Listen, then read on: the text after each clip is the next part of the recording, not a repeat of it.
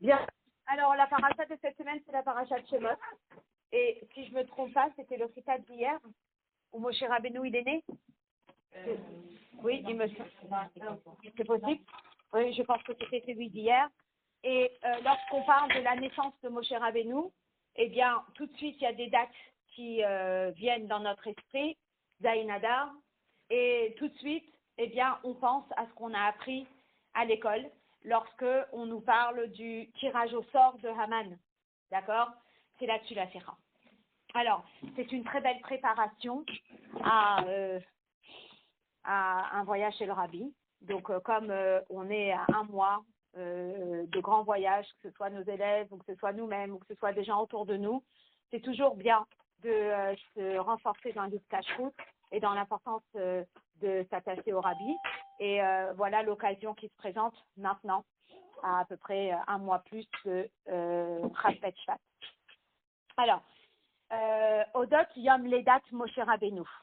Lorsqu'on parle de la naissance de Moshe Rabbeinu, Amrou Chazal, nos Chachamim disent, chez Bitul Gzerat Haman, Aya Kashur, Bisrut Ameyuchedet Shebeyamze, que la Gzera de Haman a été annulée, le décret de Haman a été annulé en lien avec cette date-là.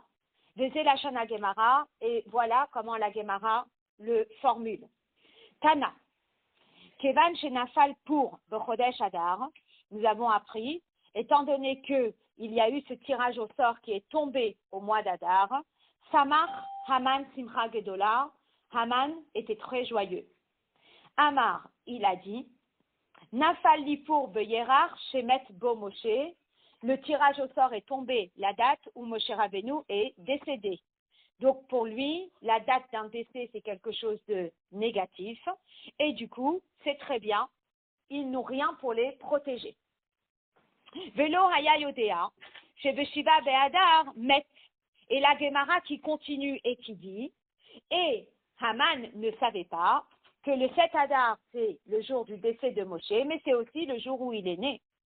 Ou Beshiva Adar Nolad, et qu'il est décédé ce jour-là, mais il est aussi né ce jour-là. D'accord? Sur cette Gemara, il y a un Rashi. Alors déjà, on essaye de comprendre quelle est la question dans la Gemara pour que Rashi ait besoin d'intervenir. Et la question dans la Gemara, c'est, certes, c'est le jour de la naissance, mais si on prend la question à l'envers, mais c'est aussi le jour de la mort. Donc Haman, il arrive, il dit, cet Adar, c'est un mauvais jour, c'est le jour où Moshe est décédé. Arrive la Gemara et dit, mais non, c'est aussi le jour où il est né. Ok, mais concrètement, avec la logique, qu'est-ce qui pèse plus sur le cœur lorsque on a des dates d'anniversaire, des dates de décès? C'est la date de décès dans le cœur de chaque individu. Lorsqu'il y a un mois où il y a des dates anniversaires et dans ce même mois, il y a des dates de décès, les dates de décès, elles prennent un poids quand même. Donc, t'as beau me réconforter en me disant que c'est une date importante, c'est la date d'anniversaire, c'est joyeux, moi je reste avec le fait que c'est aussi une date de décès. D'accord? Alors, Rashi, eh bien, il explique Kedai Haleda chez Techaper Alamita. Il y a quelque chose dans la date de naissance qui va essuyer on va dire, les ondes négatives de la date de décès. Et donc, il y a quelque chose en plus dans la date de naissance par rapport à la date de naissance. Alors, si vous voulez, dans la logique de la personne, ça pourrait, quand on dit que quelque chose essuie autre chose, en général, c'est lorsque il y a un joyeux événement qui vient après un événement triste. Mais là, en l'occurrence, la date de naissance de Moshe est 120 ans avant la date de décès.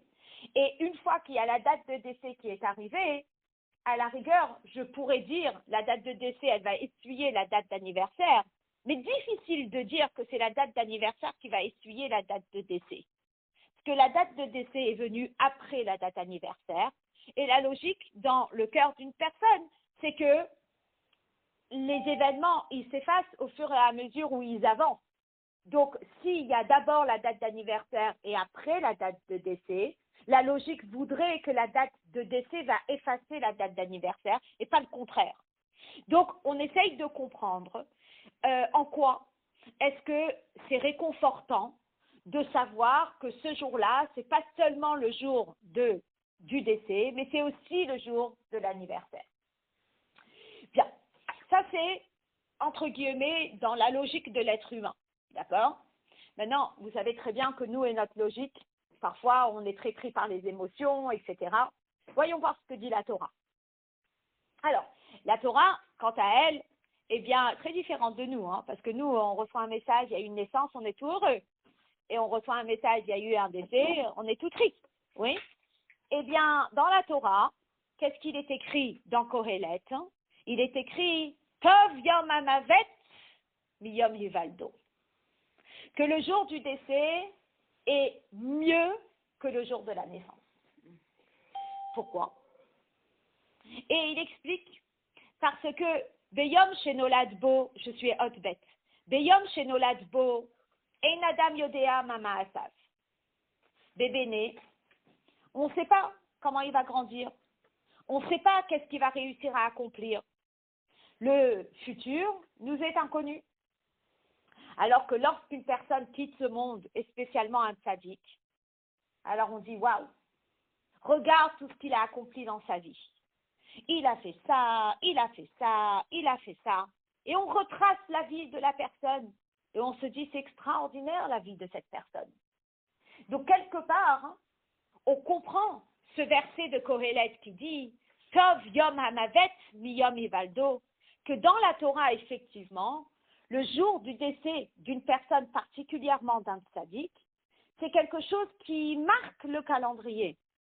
Et pas seulement il marque le calendrier, il marque notre quotidien. Parce que lorsqu'on note sur notre calendrier, aujourd'hui, c'est le Yom Histalkut de ce rabbi, et de ce rabbi, et de ce rabbi. Finalement, qu'est-ce qui se passe le jour de Iloula d'un tzaddik? Qu'est-ce qui se passe ce jour-là? Alors, on connaît pas mal quand même la lettre 27 de Igeret HaKodesh dans le Tanya. C'est une lettre qu'on étudie aussi lorsqu'on se prépare à Gimel Tammuz.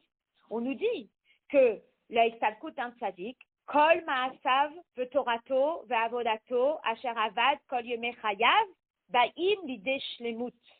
Toutes ces actions dans le monde de son vivant, eh bien, elles arrivent à une certaine plénitude.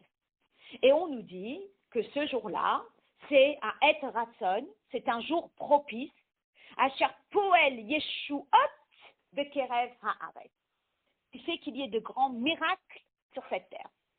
Donc finalement, le jour d'un décès d'un tzaddik, c'est un jour qui est très important, parce que c'est le jour où toutes ces actions pendant toutes les années de vie de cette personne, eh bien, elles marquent une certaine plénitude et ça déclenche de grands miracles et de grands prodiges sur terre. Donc, déjà, dans la logique, on a vu que lorsque le jour de décès vient après le jour d'une naissance, eh bien, ça essuie un petit peu la joie de la naissance. Ça, c'est un. Quand je regarde dans la Torah, je me rends compte que quoi? Que le jour d'un décès aussi, il a quelque chose de très, très positif, parce que c'est le jour où on marque toutes ces actions qu'il a faites sur Terre. C'est le jour où il y a de grandes influences positives sur Terre. D'accord? Bien. Vous pouvez tourner la page. On est à la page 2. Et donc, une fois qu'on a vu tout ça, alors on se pose la question et on dit, mais comment se fait-il que la Gemara, elle n'a pas répondu à Haman en lui disant, Haman, toi tu penses que le 7 Adar, c'est le jour de décès de Moshe Rabbeinu et que c'est un jour triste et négatif. Mais sache que non, que dans la Torah, le jour de décès a une grande importance. Mais la Gemara ne répond pas ça à Haman. Qu'est-ce qu'elle répond, la Gemara? La Gemara répond à Haman, mais c'est aussi le jour de la naissance. Mais s'il y a quelque chose de tellement grandiose dans le jour du décès, comment ça se fait que la Gemara, elle n'a pas laissé ça comme ça, en disant, Haman, il te manque un petit bout du puzzle, que le jour du décès dans la Torah, c'est pas si triste que ça, c'est un jour qui marque toutes les actions de ce tzaddik, et ça apporte beaucoup de bien dans le monde. Mais à la place de lui répondre ça, on lui dit, non, même le jour d'anniversaire, il est spécial. Alors, on essaye de comprendre comment se fait-il que la Gemara, elle, a répondu ça à Haman. D'accord? Ok. Alors, on nous dit, oh, d'un côté, la logique dit qu'il y a quelque chose de particulier dans le jour du décès. La Torah dit qu'il y a quelque chose de particulier dans le jour du décès. Mais nous qui avons étudié Chumash hier, qu'est-ce qu'on a remarqué? On a remarqué que pour Moshe Rabbeinu, il y avait quelque chose de très spécial lorsqu'il est né. Et qu'est-ce qu'on nous raconte? On nous raconte que lorsqu'il est né, eh bien, la maman de Moshe va terrer Oto Kitovhu. Elle a vu qu'il y avait quelque chose de spécialement bon chez Moshe Rabbeinu. Et Rashi, qu'est-ce qu'il explique là-bas? Il explique chez Besha'a, chez Nolad, Moshe Nitmale Habayit Kulo Or, que lorsque Moshe est né, la maison entière s'est remplie de lumière. Alors dites-moi, c'est un jour spécial, le jour d'anniversaire de Moshe Rabbeinu. Le jour de la naissance de Moshe, il est défini dans les psukim.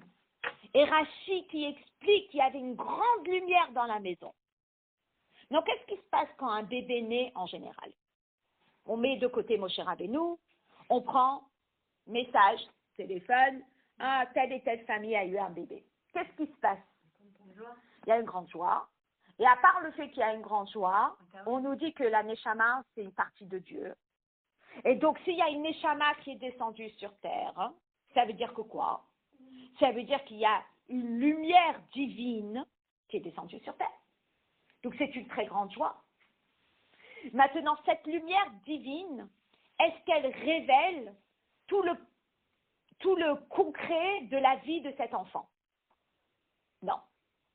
La lumière divine qui accompagne un bébé à sa naissance, c'est une lumière qui a en elle un énorme potentiel que les parents ont le mérite d'aider à développer et à dévoiler, mais ça va prendre toute une vie pour voir quel était le potentiel de cette Neshama. Donc, si je compte sur les actions de cette Neshama, je dirais qu'il y a une énorme lumière qui descend avec la naissance de chaque enfant, mais la lumière, elle est quoi? Elle est ce qu'on appelle potentiel. On ne sait pas exactement comment l'enfant va grandir et quelles seront ses actions. Nous, on va l'aider un maximum dans sa mission sur Terre, parce qu'on est les parents, mais on ne sait pas comment il va grandir. Il a Bechira Chofshit, il a le libre arbitre, et on ne sait pas quel est son potentiel, on ne sait pas comment il va le dévoiler. Donc, même si oui, il y a une lumière à la naissance de l'enfant, ça reste une lumière potentielle qui va se dévoiler à travers ses actions. Moshe Rabbeinu, lorsqu'il est né, c'est pas de cette lumière qu'on parle. Moshe Rabbeinu, lorsqu'il est né, il y a une lumière qui est descendue dans la maison, qui était une lumière de Moshe, de par lui-même, qui était ce qu'il est dans son essence. Et j'explique. Quand vous voyez une personne, il y a ce que la personne est, et il y a ce que la personne, allez-y, fait. Donc, il y a ce que je suis et il y a ce que je fais. Si par exemple on dit des cours, mifsaïm, des activités, de l'enseignement, tout ça c'est ce que je fais. Et après il y a ce que je suis. Qu'est-ce que je suis? Je suis une femme. Je suis une shlocha. C'est ce que je suis. Après, il y a ce que je fais. Lorsque on parle de la lumière qui descend avec lorsqu'il y a une naissance d'un enfant, c'est une lumière potentielle qui va se dévoiler avec ce que l'enfant va faire. Par contre, Moshe Rabbeinu, il est né avec une lumière qui est ce qu'il est. Son identité était lumineuse. Il y avait quelque chose de spécial qui était propre à son ADN à lui et qui n'était pas l'ADN de tous les autres. Et on va expliquer pourquoi. Donc ça, on va le voir sur le texte. Et on est à la page 3, Hot Gimel. Et on est à la fin du Hot Gimel, donc c'est la deuxième colonne de la page 3.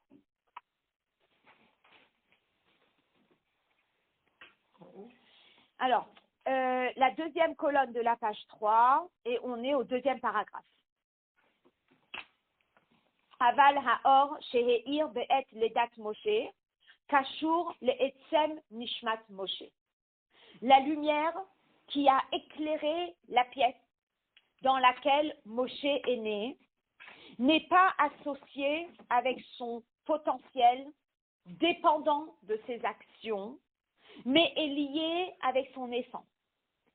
Le Koach de Nishmat Moshe, cette force que la Neshama de Moshe avait, Vezehu Inyan Sheino Talui Beavodat Aneshama Bagouf, et ce n'est pas dépendant de la avoda de cette Neshama dans le corps.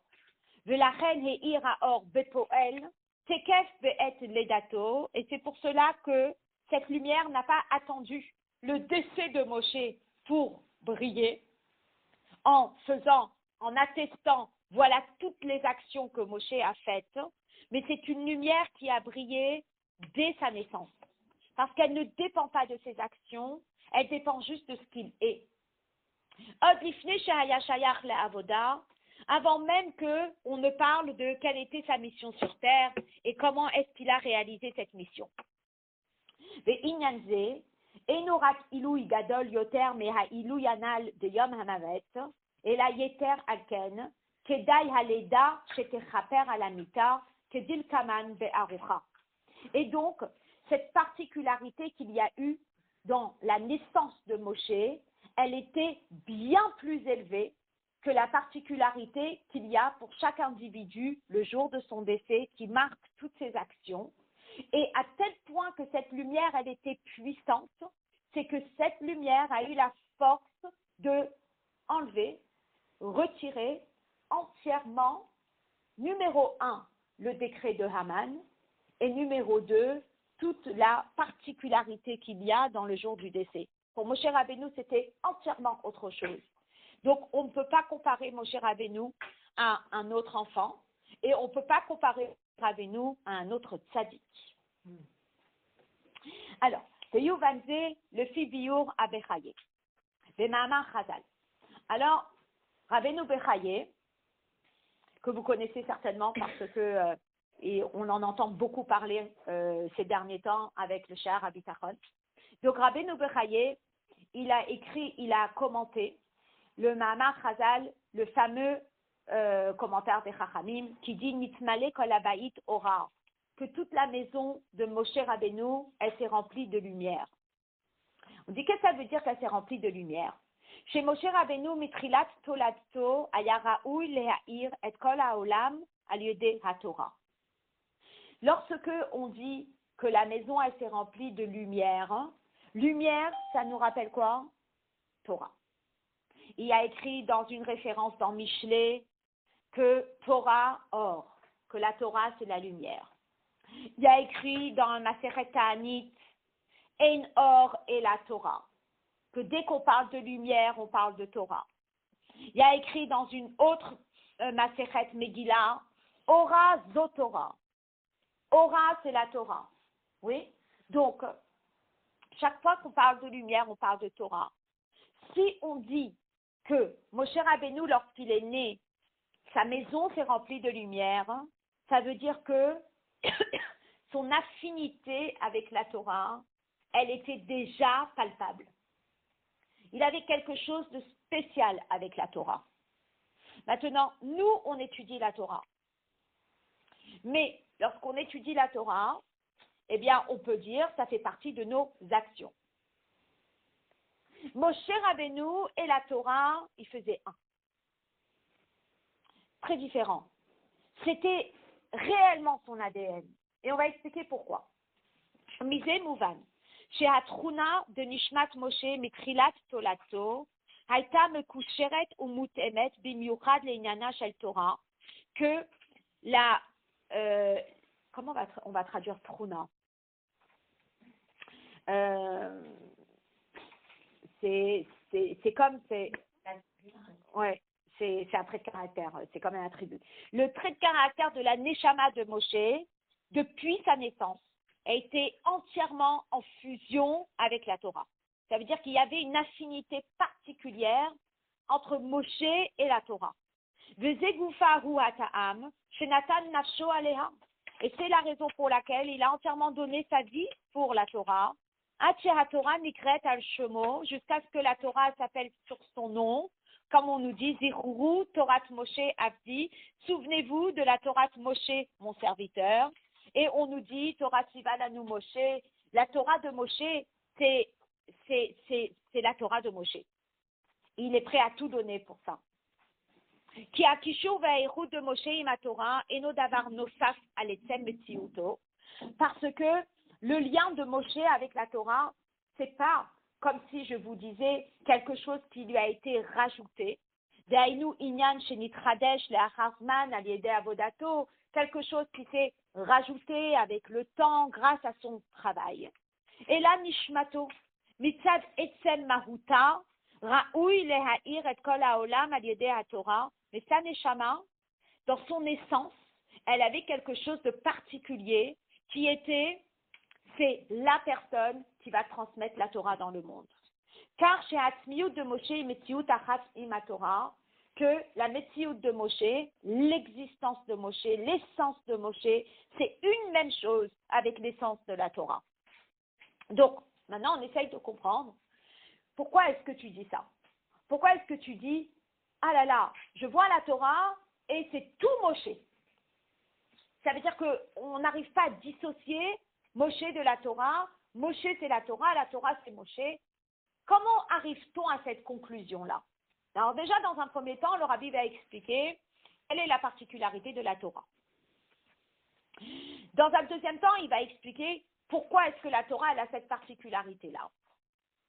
Ensuite, le Rabbi va expliquer quelle est la particularité de Moshe. Et une fois qu'on a compris la particularité de la Torah, avec tous les éléments qui sont importants, la particularité de Moshe, avec tous les éléments qui sont importants, on va comprendre pourquoi lorsqu'on dit Torah, on pense à Moshe, et quand on dit Moshe, on pense à Torah. Alors, on va commencer déjà avec expliquer c'est quoi la Torah. La Torah, Amrou Chazal, les Chachamim disent, En Emet est la Torah, vérité, c'est la Torah. Maintenant, comment est-ce que vous traduisez vérité? Quand vous dites Emet, c'est Emet. La Torah, elle est vraie. N'est-ce pas? On dit ça commence avec un Aleph, ça finit avec un Tav, ça passe par un Mem. C'est vrai. C'est Emet.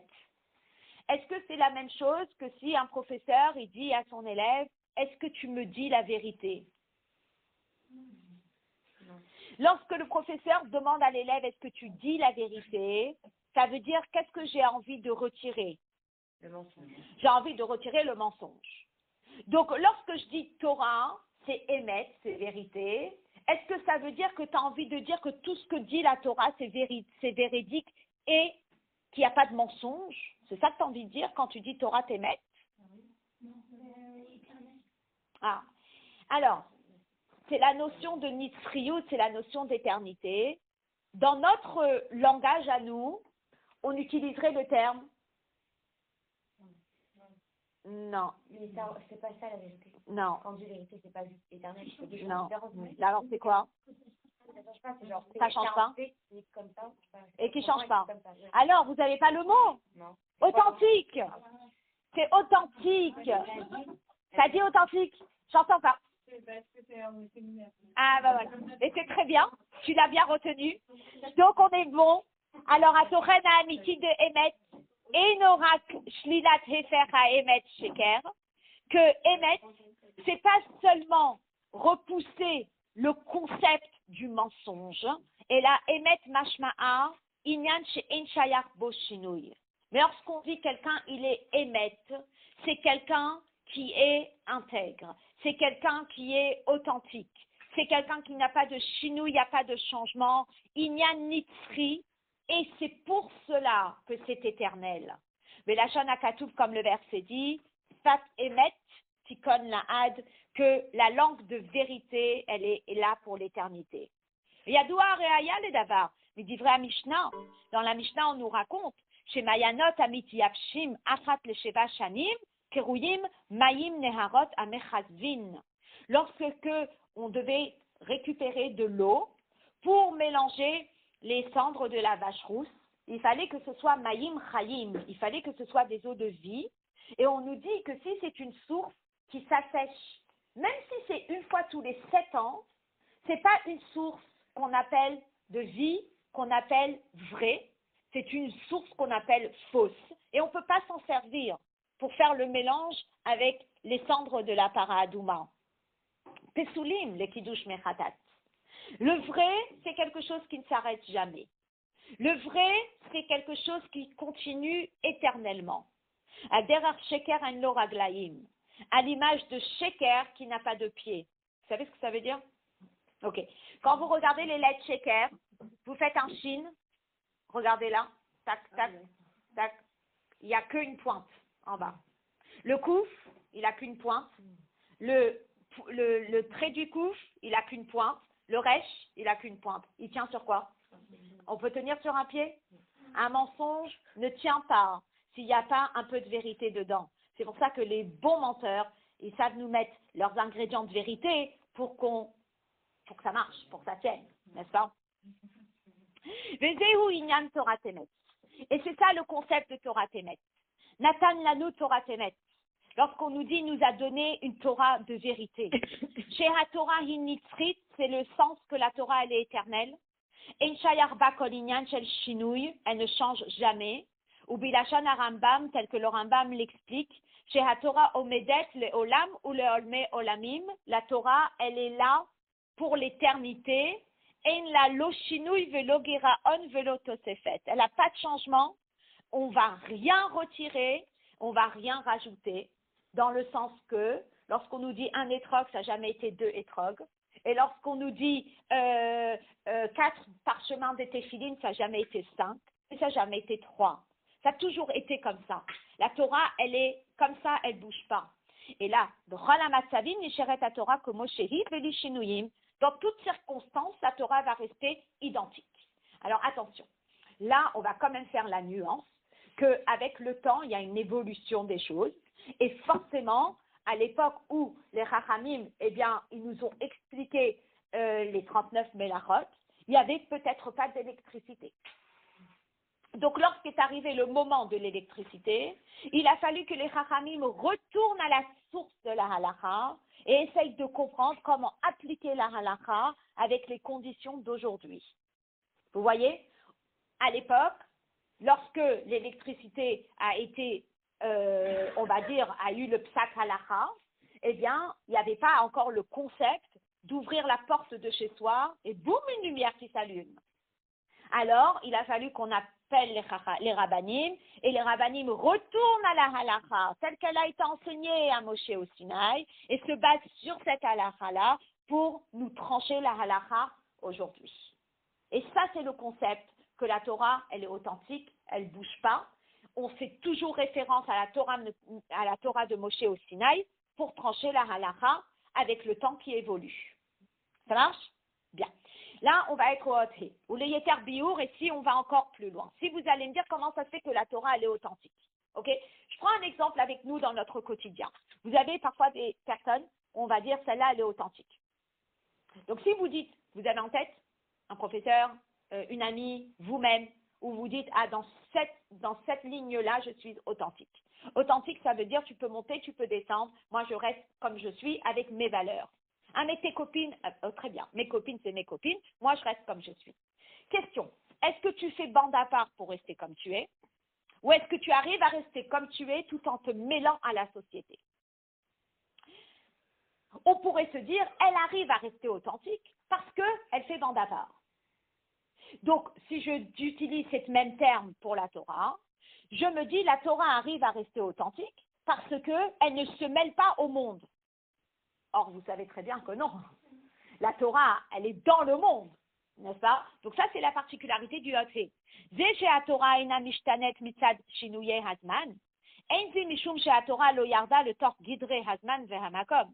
Le fait que la Torah reste authentique malgré les changements du monde, à l'époque de ma grand-mère, c'était le bois avec le feu. À mon époque, c'était le gaz.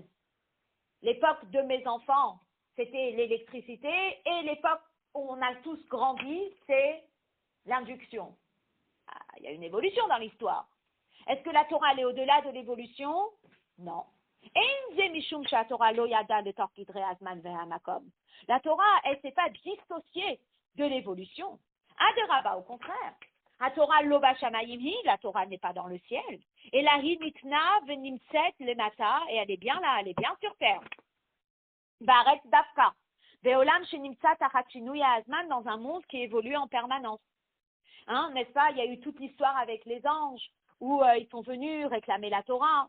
Et Moshe Rabbeinu qui leur a répondu, les Mitzrayim yeratem, est-ce que vous êtes descendus en Égypte? Yeterara yesh benechem, est-ce que vous avez un Yeterara? Dans le sens que la Torah, elle est authentique tout en étant dans le monde. Et ça, c'est la particularité de la Torah. Celle qui a un verset qui dit Emet Hashem le olam. La vérité de Dieu, elle est dans le monde. Le monde, eh bien, finalement, il finit par se plier à cette authenticité et à cette Torah. À tel point, imaginez-vous, que la Torah, elle a un impact et elle peut avoir un impact sur l'être humain. Vous le savez très bien. Vous connaissez certainement l'histoire de David Ameller. Vous connaissez certainement l'histoire de Rabat. Qu'est-ce qu'on nous dit, Rabat, hein, dans la première page du Tanya, qu'est-ce qu'on nous dit? Non.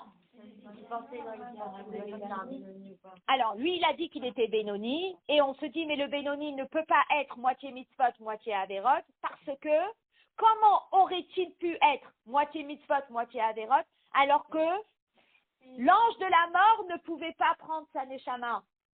Pourquoi? Parce qu'il étudiait la Torah tout le temps.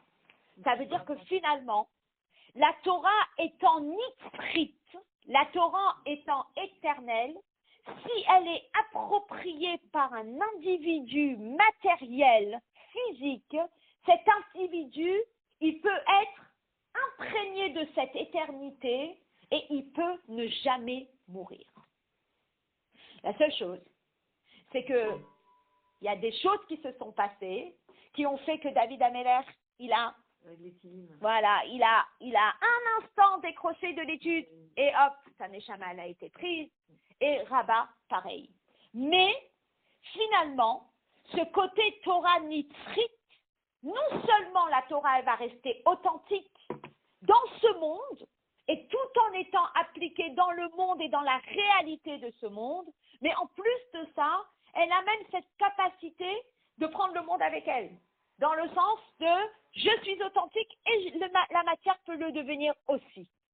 De base, le peuple juif, il était censé s'attacher à ce côté authentique et être éternel. Et il y a une avéra qui a fait qu'on a replongé dans le concept de la mort, et c'était le veau d'or.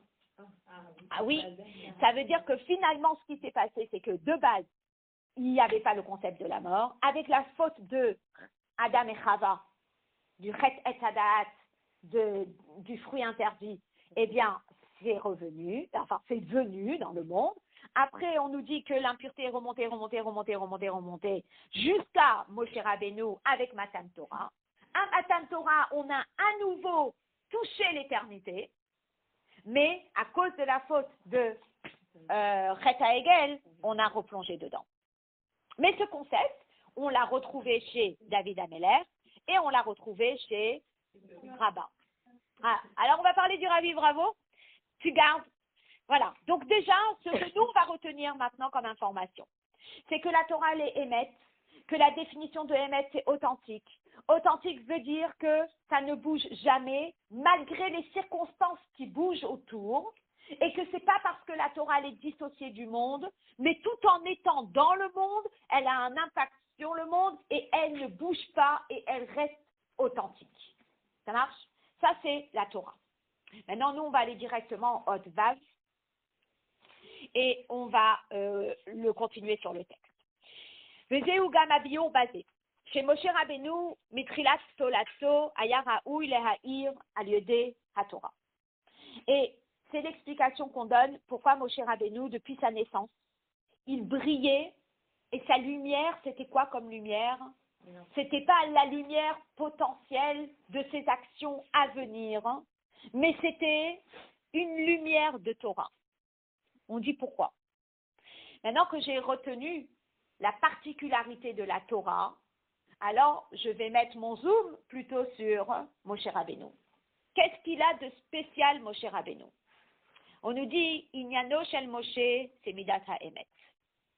Vous savez que chaque personne descend sur terre avec une mission et avec un attribut qui lui est propre. On a appris Avraham Avinu, sa Mida c'est Chesed. On a parlé de Yitzhak, sa Mida c'est Gvura. Et on a parlé de Yaakov. Et sa Mida c'est quoi? Emet. Emet. C'est Tiferet, mais c'est Emet. Et on va retenir parce que tout à l'heure...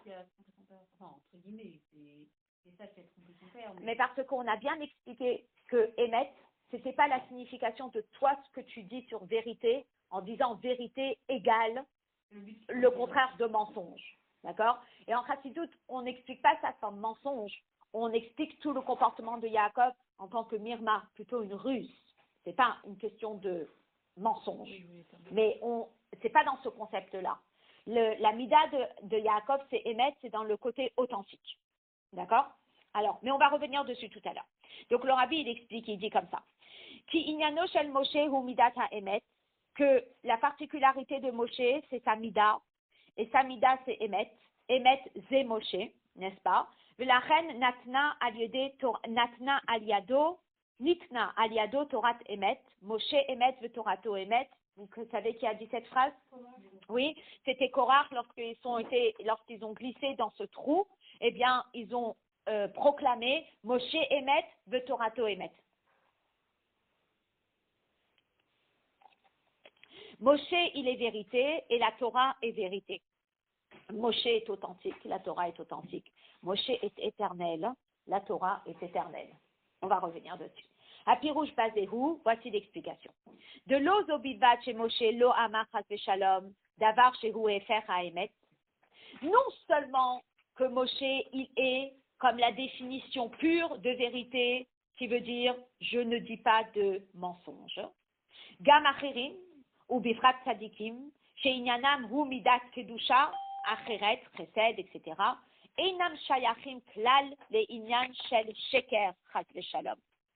Si je dis que Emet égale pas de mensonge, à ce moment-là, Moshe n'est pas le seul. Il y a tous les tzadikim qui sont des personnes qui sont justes et intègres et qui ne mentent pas. Donc, ça ne serait pas que Moshe qui sera Emet, mais ça serait tous les tzadikim qui sont Emet. Et là, chez Moshe, Re'ira Emet Hashem, Shehi Nitzrit, le Loshinuyim. Mais chez Moshe brillait cette lumière divine qui était Emet Hashem, la vérité de Dieu, l'authenticité de Dieu, celle qui ne faiblissait pas devant quel que soit le changement, qui ne changeait jamais, qui était éternelle. Et la reine Matsinou, et d'ailleurs on retrouve chez Maaseh Yedei Moshe Nitzriim Hema, que les œuvres de Moshe étaient quoi? Étaient éternelles. On l'a appris il n'y a pas longtemps dans une sira, que le Mishkan que Moshe a mis sur pied, eh bien c'était Maaseh Yedei Moshe, c'était les actions, les œuvres de Moshe, et celui-là, il n'a pas pu disparaître. Il est là. Le Rabbi disait dans la sira qu'il était en souterrain, qu'il était caché, mais le Mishkan est là. L'Ocharav, que Mahamar Chazal, Shamishkan, Sheasa Moshe, Lo Harav, le Bishkan que Moshe a fait n'a pas été détruit, et là, Nignaz, Bilvad, mais il a été caché. Vehu Omed, le Olam ou le Olme Olamim, et il était là éternellement. C'est d'ailleurs, on nous dit la raison pour laquelle Moshe Rabbeinu, il n'a pas pu rentrer en Eretz Israël. Parce que si Moshe Rabbeinu était rentré en Eretz Israël, bien, ça aurait voulu dire que Mashiach est là. De Me'achar Shehira B'Moshe HaEmet, de Emet Hashem. Le monde n'était pas encore prêt. De Me'achar Shehira B'Moshe HaEmet, étant donné que dans Moshe brille cette vérité divine, HaEmet Hashem HaMeira Le'olam, Alken Gam Ma'asav HaGashmiyim, Yesh Bahem Nitzriut. Donc toutes ces œuvres matérielles, ils avaient cette touche d'éternité. Alors, la Torah c'est Emet, Moshe et Emet, ça veut dire que toutes ces actions, elles sont nitzrim, elles sont éternelles. Alors maintenant, on arrive à la fameuse conclusion. Et c'est quoi la conclusion? Eh bien, les Chachamim nous disent Lo met Moshe. Que Moshe n'est pas décédé. Moshe n'est pas mort. Si ces actions sont éternelles, parce que lui, il est Emet, à ce moment-là, lui, il est éternel, hein, parce que lui, il est Emet. Ça veut dire que Moshe, l'Omet, Moshe n'est pas mort. Et là-dessus, le Rabbi va expliquer. Alachat kama bekama sheken hu benogea le Moshe atzmo, si tel est le cas pour ses actions, alors à plus forte raison pour lui-même que Mahamar Chazal, comme les Chachamim expliquent, l'Omet Moshe, que Moshe n'est pas décédé, et il explique Malehalan Omet ou Meshamesh, Afkan Omed ou Meshamesh. J'explique le contexte. Il est écrit dans le verset que Moshe Rabbeinu, il est monté sur la montagne, c'est laquelle? Har Nevo. Et il est écrit dans le verset Vayamot Sham Moshe. Moshe est décédé là-bas. Oui. Et on utilise ce terme Sham aussi lorsque Moshe Rabbeinu est monté en haut de la montagne pour 40 jours et 40 nuits. Et on dit que la même façon que lorsqu'il était en haut de la montagne, eh bien, il était là-bas, il était en vie, Omed ou Meshamesh, et il était bien existant et il servait à Kadosh Baruch Hu. Afkan, même ici, dans le cas où on dit il est décédé, eh bien, l'Omed, il n'est pas décédé. Omed ou Meshamesh, il continue à servir son peuple. Alors, on essaye de comprendre. Il est décédé, il n'est pas décédé, c'est quoi l'histoire? Alors, Benogea le tzadikim bichlal, matzinu, she'afilu bemitatam kruyim chayim. Si vous vous rappelez de Igeret HaKodesh, la lettre Chafzaïn, c'est la lettre que l'Admor HaZaken a écrite au Chassidim lorsque Rabbi Menachem Mendel de Horodok est décédé. Eh bien, dans cette lettre-là, le Rabbi, il explique, ça veut dire quoi qu'un tzaddik ne quitte pas ce monde, et il explique que la vie d'un tzaddik, ce n'est pas une vie matérielle, que la vie d'un tzaddik, c'est une vie spirituelle. Et quand on dit l'Omet, il n'est pas décédé, ça veut dire qu'il continue à apporter de sa lumière et de son influence dans le monde ici-bas. Borochaniut, spirituellement, un tzaddik, il est toujours là. Un tzaddik, il donne toujours au monde. Et donc, le Rabbi va expliquer She'afilu bemitatam kruyim chayim, que même une fois qu'ils sont décédés physiquement, ils sont vivants. Veyeter mizo et plus encore, Rabbeinu HaZaken mevaer be'arucha, l'Admor HaZaken, il explique longuement, donc il fait référence à cette fameuse lettre 27 de Igeret HaKodesh, chez Tzadik Nimtza Beolam Hazeh, Leachar Petirato, Od Yoter Mibechayav. On dit qu'un tzaddik, il est encore plus présent dans ce monde-ci, une fois qu'il quitte ce monde, que quand il était vivant. Et la réponse qu'on peut donner très simplement en français, c'est qu'il n'est pas limité à un corps, donc pas limité à de la matière, il n'est pas limité à une adresse. Spirituellement, il est partout. C'est un Donc- miracle qu'ils viennent ici pour nous aider. Non, c'est un fait. C'est un miracle. C'est un fait. Parce que c'est un tzaddik.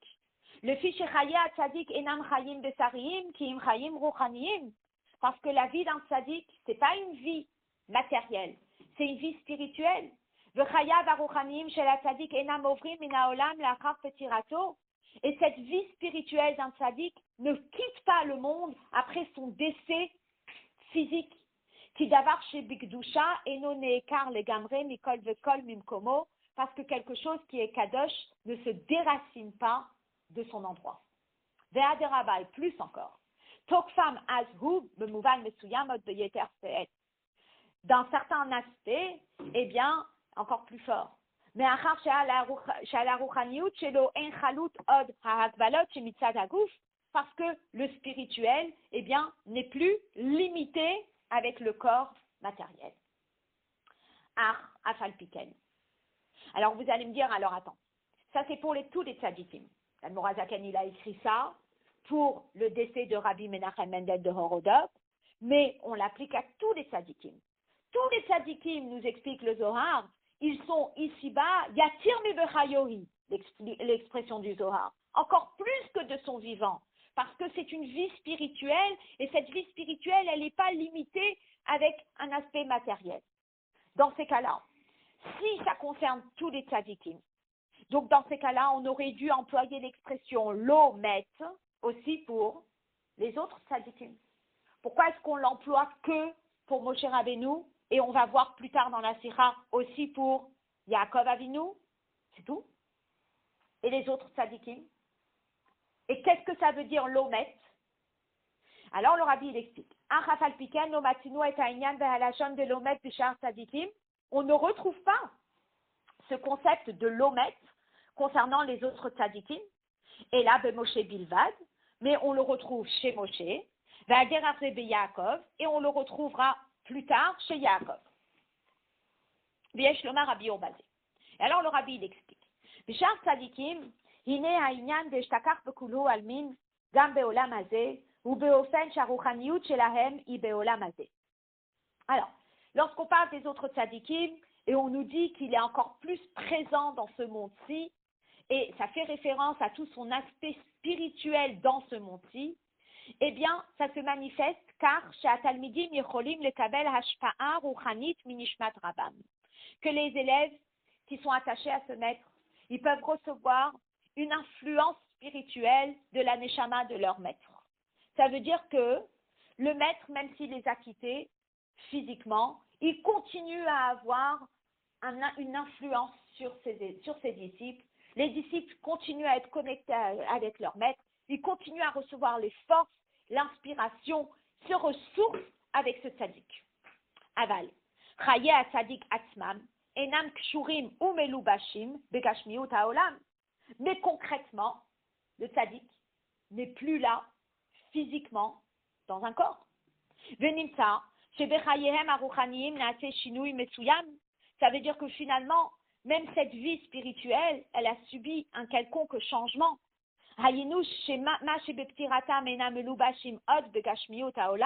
Du fait qu'en ayant quitté ce monde, eh bien le tzaddik, il n'est plus attaché à un corps de chair et de sang. Velachen. Et nomatim lomar lomet.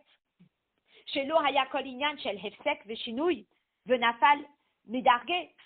Et donc, on ne peut pas dire que l'Omet, il n'est pas décédé. Parce que finalement, oui, il est décédé. Finalement, oui, il y a eu une interruption qui s'est passée avec sa connexion avec son corps matériel. Donc, oui, la vie du tzaddik continue spirituellement. Oui, le tzaddik, une fois qu'il quitte ce monde, il continue à avoir une influence spirituelle sur ses élèves, mais il est quand même maître, il est quand même décédé, dans le sens qu'il n'a pas un corps qui habille sa neshama, qui réceptionne sa neshama. Alors vous allez me dire, et Moshe Rabbeinu,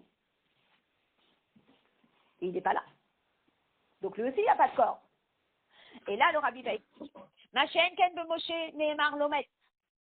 Qu'est-ce qu'on nous dit concernant Moshe? Concernant Moshe, on nous dit l'omet. Il n'est pas décédé. Ça veut dire que quoi? Ça veut dire que sa neshama, elle est toujours dans un corps. Mais elle est dans le corps de qui? Elle est dans le corps du Nassi Hador. Elle est dans le corps du Nassi de chaque génération et c'est la fameuse phrase Hit Pashtuta de Moshe, Bechol Dara Vedara. Il y a un Moshe dans chaque génération. Et ça, c'est Nitzri, et ça, c'est éternel, et ça ne s'est pas arrêté.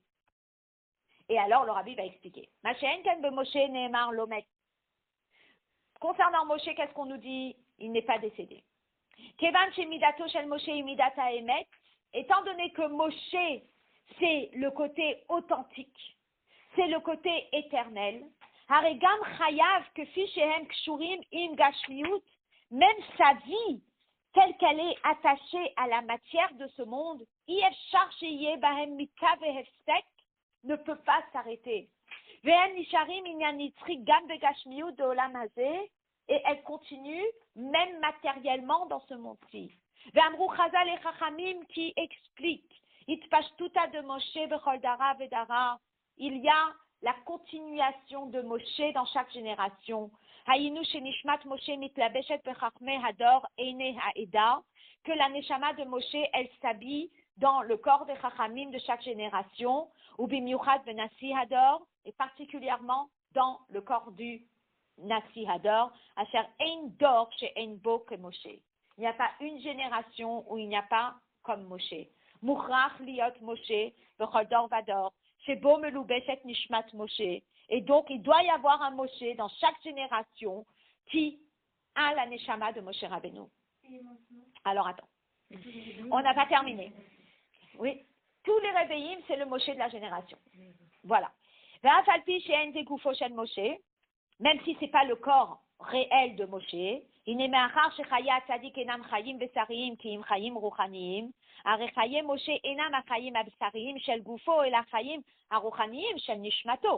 la vie de Moshe Rabbeinu, c'est une vie spirituelle qui est dans le corps matériel. Maintenant, ça peut être le sien, ça peut être celui de quelqu'un d'autre. Et donc, c'est celui du Nassi de chaque génération. D'accord? Bien. Maintenant, on n'a pas terminé. Ça, c'est pour Moshe Rabbeinu. Et on est resté avec un suspense là-dessus. N'est-ce pas? Donc, on va ouvrir une petite parenthèse. Cette petite parenthèse, elle va nous permettre de comprendre ta question. Ta question était, qu'est-ce qui se passe aujourd'hui? Donc, déjà, on vit dans une génération assez particulière, d'accord? Mais on va sortir avec une responsabilité assez importante. Parce que tu vas lire ce qui est écrit ici pour Yaakov. Oui, c'est chaque juif qui a une partie de Moshe en lui.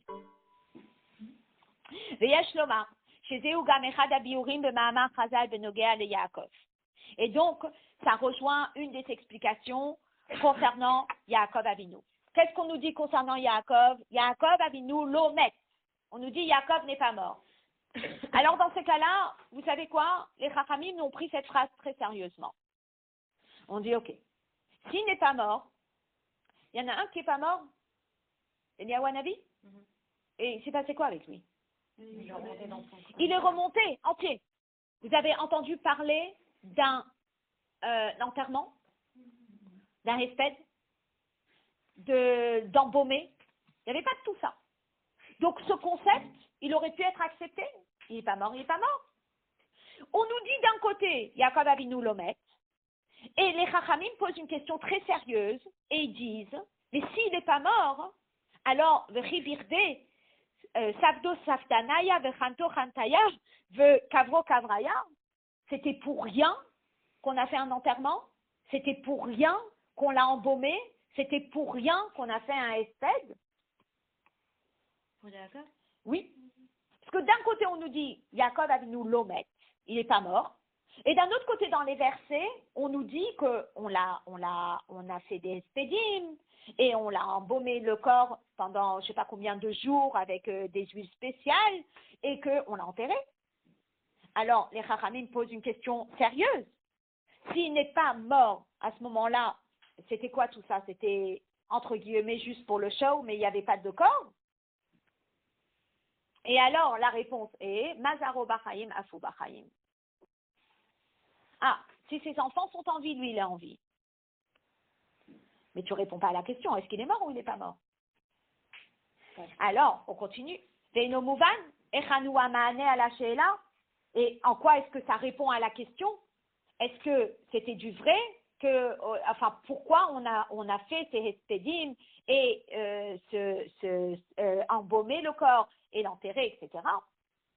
Alors, yesh mefarshim, il y a des mefarshim qui expliquent. Chez Bemaane, Mazaro Bachayim, Afou Bachayim, Kavanato Levaer, que en réalité, en expliquant Mazaro Bachayim, Afou Bachayim, le fait que ses descendants soient en vie, lui, il est en vie, l'explication vient être là pour Yaakov Avinu Lomet.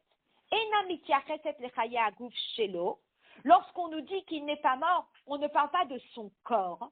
C'est basé à Chen Haïta Mita, parce que oui, il y a eu une mort. Et là, Vadaï Benefesh Kamre, mais on parle de son âme. Donc, les Chachamim, il y en a qui expliquent et qui disent, non, lorsqu'on dit il n'est pas mort, c'est il n'est pas mort physiquement, il n'est pas mort spirituellement, mais physiquement il est mort. Bon, ça c'est comme tous les tzadikim. Vous allez me dire, dans ces cas-là, Adaïn et Nomouvan, je ne comprends pas. Le fils Machidouche de Yaakov, chez Dafka Boné Mar Lomet, si tu es en train de me dire, c'est la mort spirituelle, la mort matérielle, bah à ce moment-là, c'est quoi la différence entre Yaakov et les autres tzadikim? Areken hu bechol tzadik, shechaya nefesh shelo haminyan nitri, que chaque tzadik, il est éternel, et chaque tzadik, il a une vie spirituelle qui continue à se perpétuer de génération en génération. Alors, quelle est la particularité de Yaakov Avinu Lomet? Et alors, le Rabbi, maintenant, va donner l'explication. Et il dit, Yesh Nomar Rabbi Obazé. Achidouche de Yaakov Avinu Lomet, le Gabé She'ar HaTzadikim, Hu Bevadai Benogea Lechayav HaGashmim. On est obligé de dire que quand on dit Yaakov Avinu n'est pas mort, eh bien, on est réellement en train de parler de son corps. Kevan Shemidato Shel Yaakov Imidat HaEmet, étant donné que la mida de Yaakov, c'est Emet, et Emet veut dire vrai, Emet veut dire authentique, Emet veut dire éternel, Titen Emet le Yaakov, Berref Lomar, Shechaye Yaakov Nitriye Mem Bechol Makom, que Yaakov, il est éternel. Gam Beolam Hazeh Agashmi, même dans ce monde-ci. D'accord? Or, quand je marche dans la rue, je ne rencontre pas Yaakov. Et tu me dis qu'il n'est pas mort, et que c'est physique, et que c'est réel, et que c'est vrai. Alors, comment on comprend? La reine Makshinan de Gemara, c'est pour cela que la Gemara pose la question. Et elle dit, mais je ne comprends pas. Il y a eu un enterrement.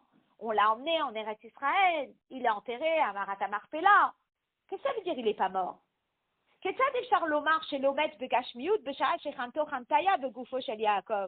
Comment peut-on dire qu'il n'est pas mort physiquement alors que les Égyptiens l'ont pleuré, les Égyptiens ont fait des hespédim, il y a eu, on l'a embaumé et il a été enterré.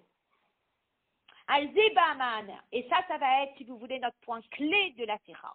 C'est quoi la réponse? Mazaro Bachayim, Afou Bachayim. Est-ce que nous sommes en vie? Nous, on est en vie. On est dans un corps. D'accord? Et donc, on incarne Yaakov en nous.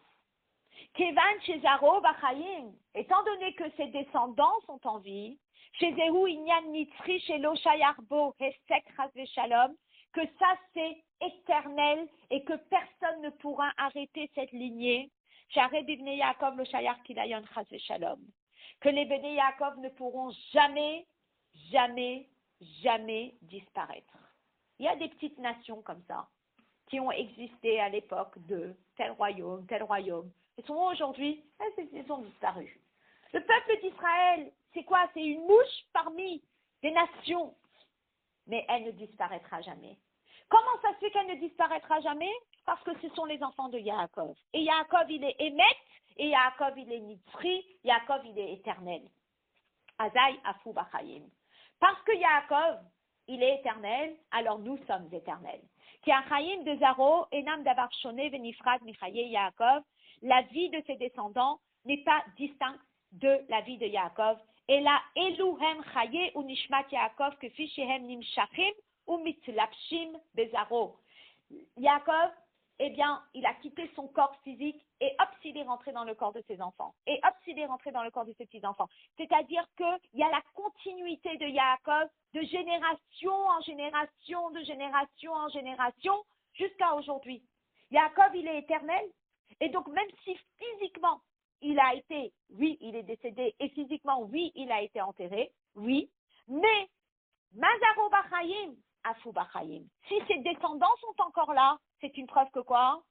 Que lui, il est encore là. Que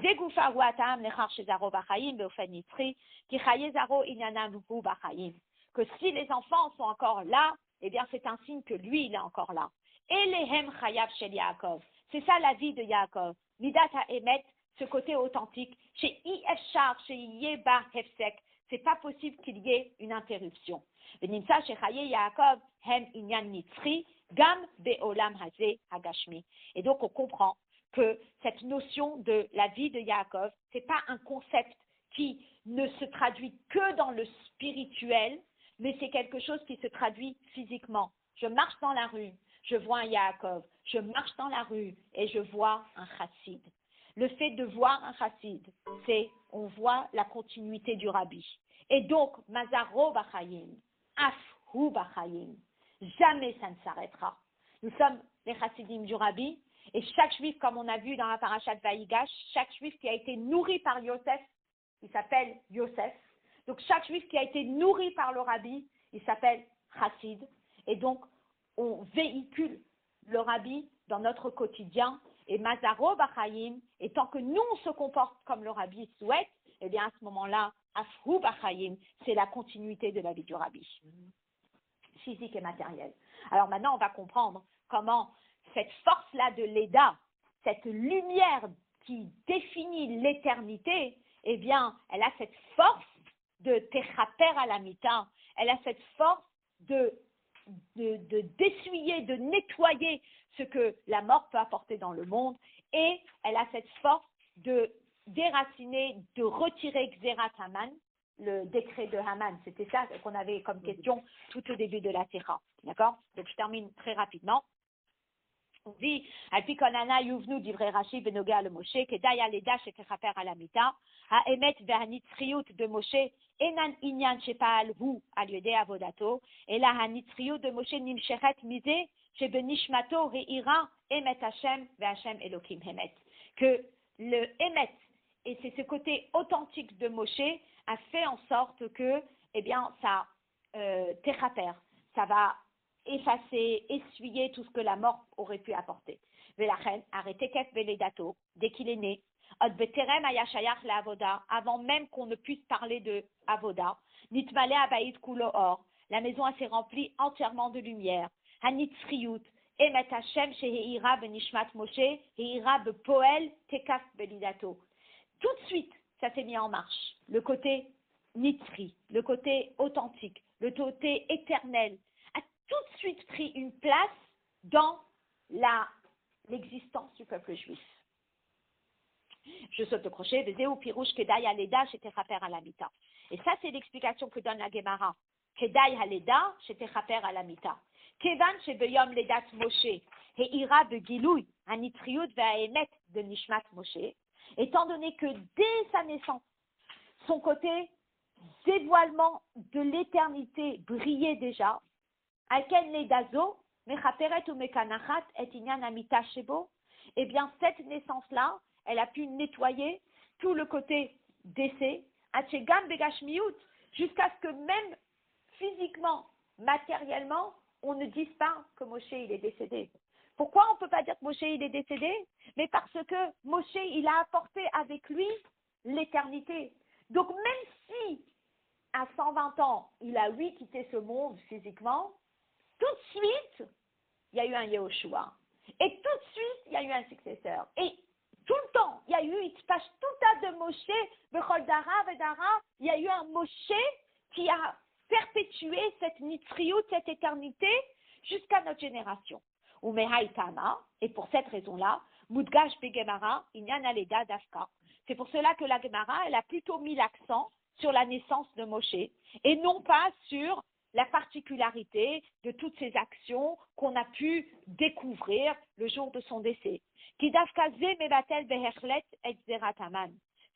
cette particularité, le côté éternel, le côté authentique, qui a fait que la Xéra d'Aman a pu être annulée. Mibli habet al godel ha'ilui de yom ha'istalkut, kevan shesof sof benogea lechayim agashmiyim zeu inyan shel siluk, nisheret bazé nekuda biti retsuya. Parce que finalement, le jour d'un décès, il laisse toujours une touche un peu difficile. C'est quoi?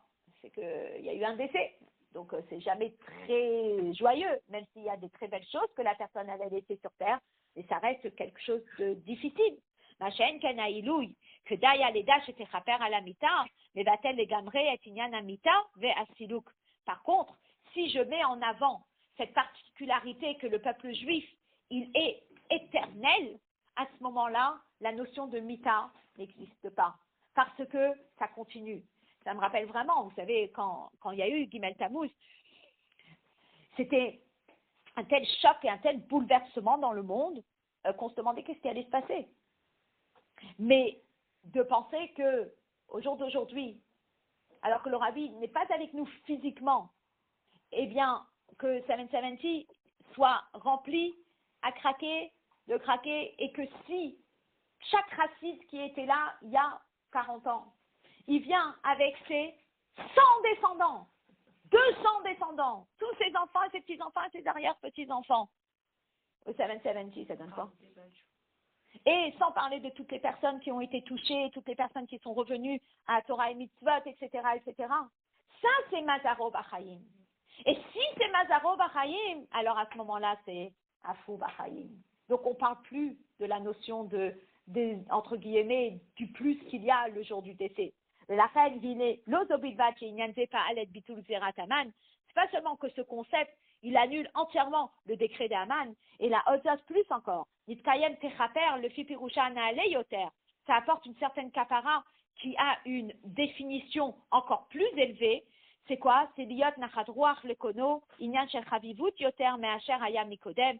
C'est quelque chose qui est très cher aux yeux d'Akadosh Baruch Hu, de voir toute cette notion de Mazaro Bachayim, un fou Bachayim, c'est quelque chose qui est très cher à Akadosh Baruch Hu, à tel point que cette fête de Purim, qui était la victoire du peuple juif par l'éternité, eh bien, est devenue un Yom Tov, Keitron Naor Minachocher, un Yom Tov, une Simcha Gdola Yoter Mikol HaMoadim, une fête encore plus joyeuse que les autres fêtes, Simcha Beofen Dea Doloyada, une joie qui n'a pas de limite, au-delà des limites, et que cette joie-là, elle est nitzrit, elle est éternelle, alors qu'on nous dit, les Chachamim nous disent Kol HaMoadim, Atidin Nibatel, que toutes les fêtes vont être annulées comme Mashiach va venir, Yimei HaPurim, Enan Betedim Leolam. Mais la fête de Purim, elle ne sera jamais annulée. Voilà. Je ne sais pas exactement, mais